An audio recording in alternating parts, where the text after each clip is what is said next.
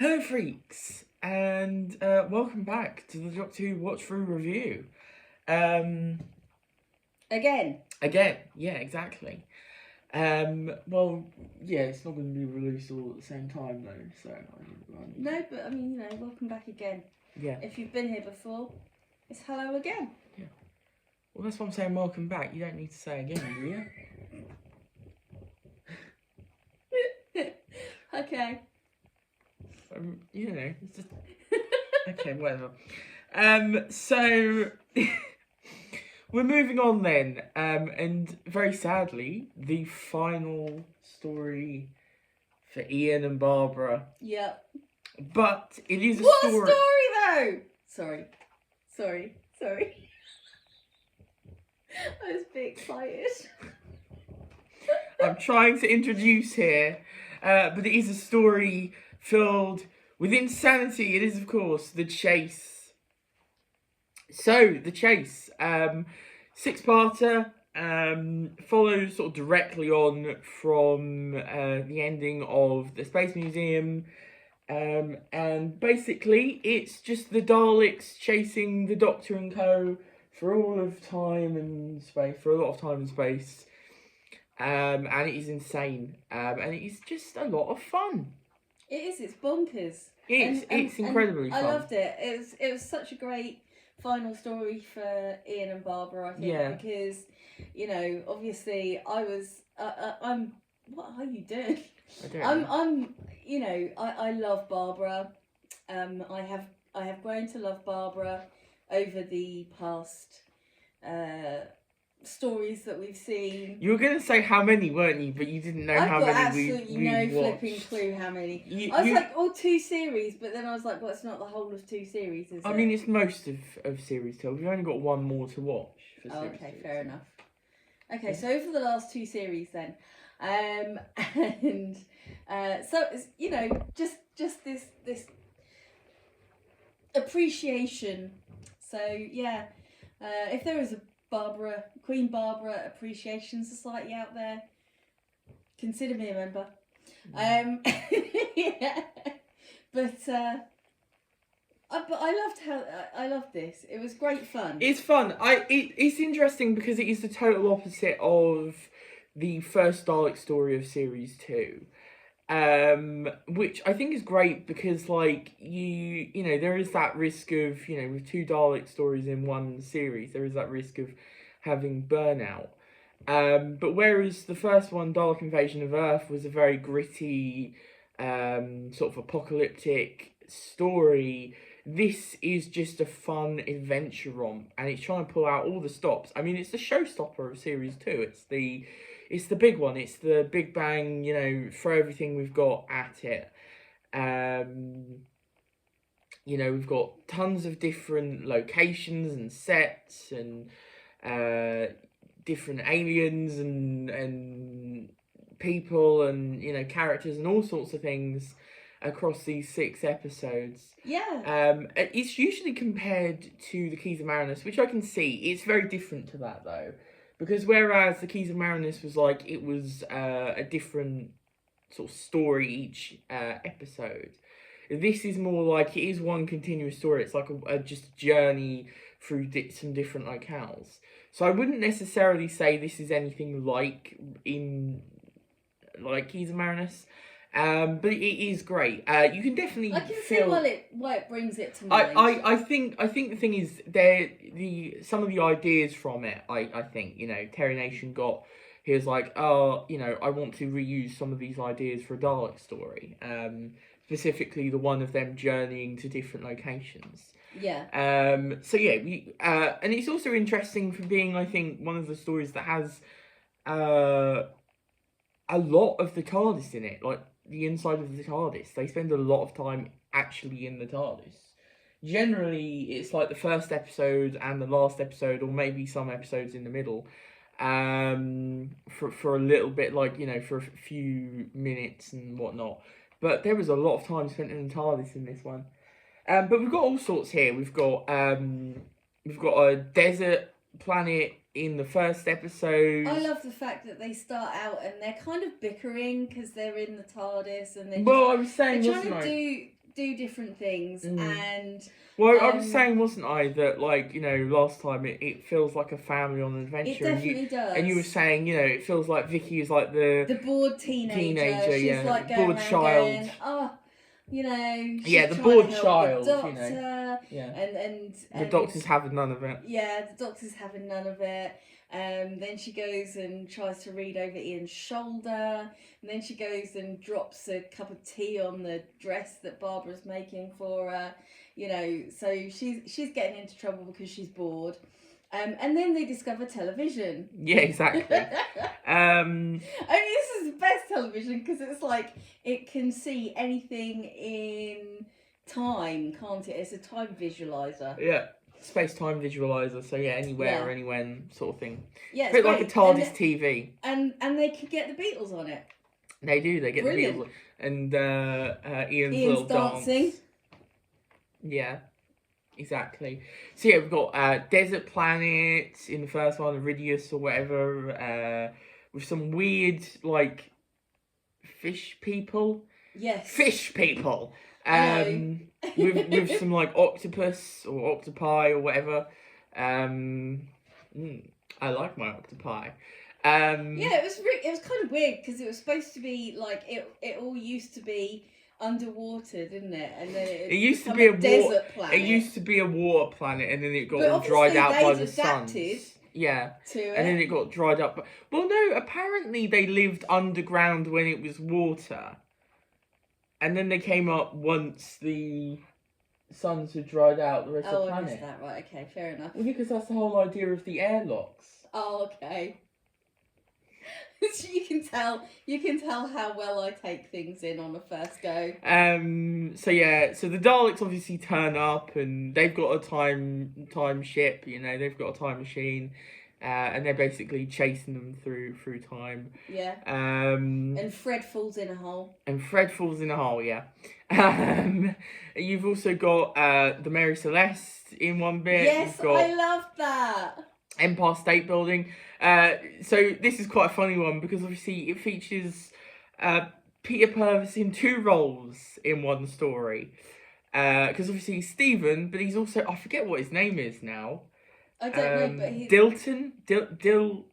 Oh, I can't remember his name. Dalton? No. I don't think it's... Okay, anyway. Or it could be Dalton, yes, but there's that on the Empire State Building with all the people with terrible American accents. Exactly. Basically. It's a wonderfully cheesy, stupid I could scene. be in Doctor Who if that's all they need for an American accent. Yeah. It's a wonderfully cheesy, silly scene. I mean, it is completely comedy and it's just wonderful. I just love that whole ridiculous moment so much on the Empire State Building. Yeah. And then of course we have Robo Doctor. Yeah. Well, I was gonna say before that we have Frankenstein's House of Horrors. Yeah. Where the Doctor is convinced that it's actually in someone's mind. Interestingly, though, it does kind of weirdly foreshadow some stuff in the future, really, if you think about it. Some story ideas in the future. So I find that kind of funny. Is this stuff I know about, or is it... Well, I mean, obviously, so some of it, like the idea of it being a mind that's making, like, horrors, I mean, some of that is... There was a fly. Yeah, sorry. I was just laughing. Kind of makes me think of... Shut up. Kind of makes me think of the mind robber with the sort of imagination thing. But it also makes me think of the 11th Doctor one, with...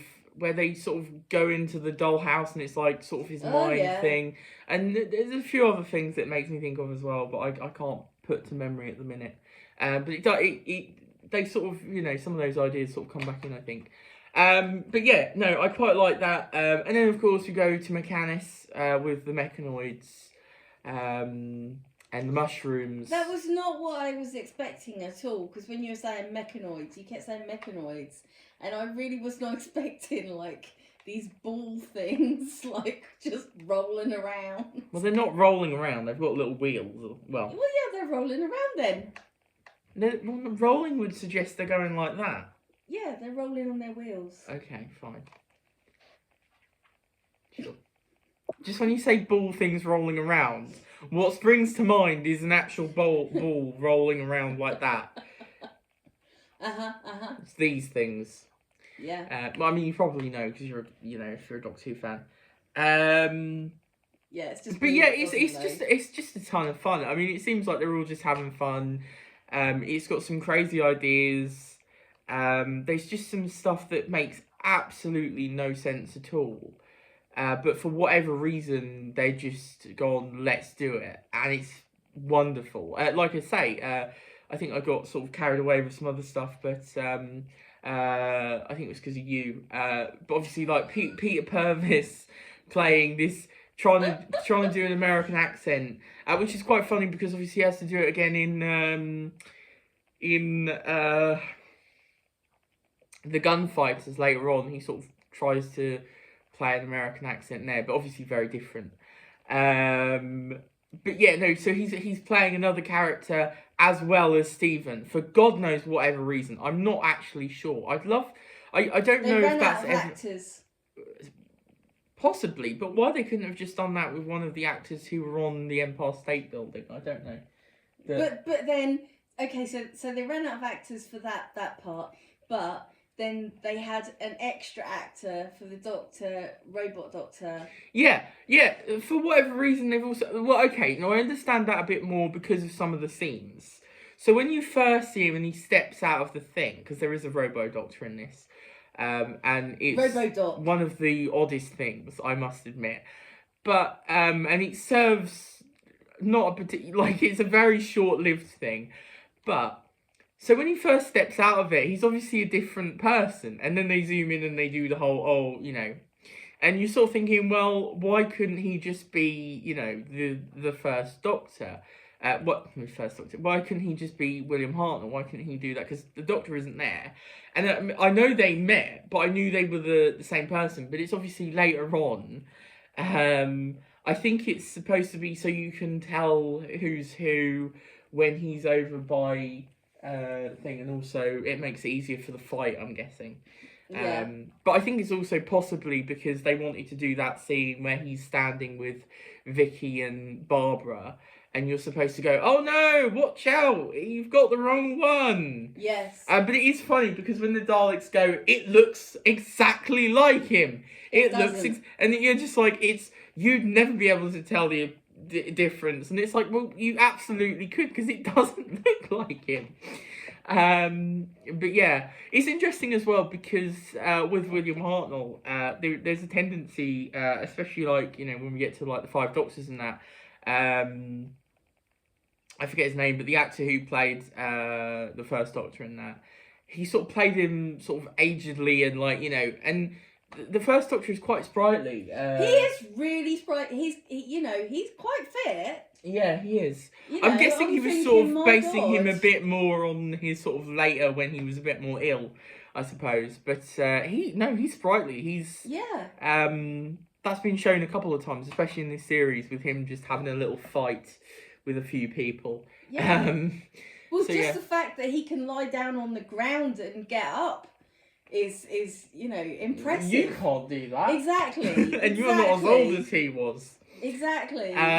So yeah, anyway, it's really fun. I also love the final fight between the Mechanoids and the Daleks as well. It's brilliant. It's insane. And it's interesting as well, because obviously we love Ian and Barbara's exit as well. I love the little picture Yeah, shot. the little montage of pictures of them back in London 1965. It's London 1965. Sorry. Yeah, so... Well, the Daleks did a nice little Tardis song as well, didn't they? They did. Tardis, Tardis, Tardis, Tardis, Tardis, Tardis, Tardis, Tardis, Tardis. Yeah, exactly. They did. It's quite a musical episode, actually. So yeah, yeah, but it was nice. It was a nice send off. It was a fun story. I was surprised that Stephen was only in it at the end. Actually, I thought he was going to come into it earlier, but no. I liked his little panda, Hi-Fi. Yeah. Yeah. And obviously he gains entry to the TARDIS, and I didn't realise that. So I thought it was going to like immediately go into the next one, but like they're just flying through space at the end of this one because the next one, Steven's just sat on a chair. So I was a bit surprised that it wasn't like they just. Yeah, I was like, I didn't even did we see him get in the TARDIS? I saw him get mushroomed. Yeah, I don't think we did, but obviously at the end of that one, in the beginning of this, the next one, sorry, you know, yeah. I just saw him get mushroomed, and he was like holding his teddy mascot thing. Well, he escaped. And well, yeah, he escaped from the mushroom, but you know. Yeah. So weird. I don't know. I like the mushrooms, by the way, but I mean, I wouldn't want to meet them, but you know, they were kind of cool. Yeah, they were. Walking around, mushrooming people. Mushrooming people. So yeah, what did we? I mean, you know, that was great. It was really enjoyable. Loved it. It was really good, and yeah, I like I say, a really good send off for Ian and Barbara. It felt like a nice amalgamation of their, you know, their time in the TARDIS, really, didn't it? Yeah, but also just you know, loving Vicky. Yeah, Vicky was great in Loving this Vicky. as well. Yeah, she's really good. You know, I'm really enjoying. They're giving her, you know, stuff to do, and you know, she's not being useless. It's like, you know. Yeah. Well, yeah. Like I say, don't expect too much more. We've only got one more. Don't get too attached. Yeah, we've only got one more story, and then Yeah. she just disappears, and Dodo's in her place. Yeah, sad face. Yeah, exactly. All right then, that's the review. So next time, I don't have the DVD with me because I left it on the floor. But next time, we are travelling to a place where a strange meddling monk is situated. That was terrible. Is this the one I've seen before? Probably. I don't know. Have you? I don't know. What's it called? Time Meddler. It's got a monk in it. Okay, no. What happens? This is what I ask every time you say a title. I go, what happens? Yeah, but you only remember little bits. I remember. You remember specific the things. most random. So I can crap. I can tell you what the story is actually about, and you won't actually remember it until I go like you go, oh, is it got this certain thing, and I'll have to go yes. I don't think you've watched this one before, but you might have. Okay. You can tell me when we start watching it if you want. Okay, I will do. But yeah, so a strange meddling monk is meddling with time in the next one. That was terrible.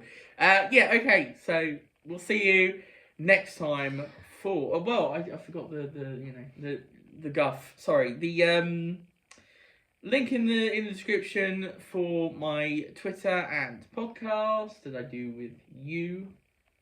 And yeah, we'll see you next time. And like and follow. Yes. Click the bell. Yeah, like and Do subscribe. stuff. Yeah. And will this bloody thing ever end? No. And and we will see you next time for the Time Meddler. That would have been a lot better if like I waited to say the Time Meddler, but you asked me what it was called, so you know. Yeah, I know. I ruined everything. I ruined it all. All right, bye. Bye.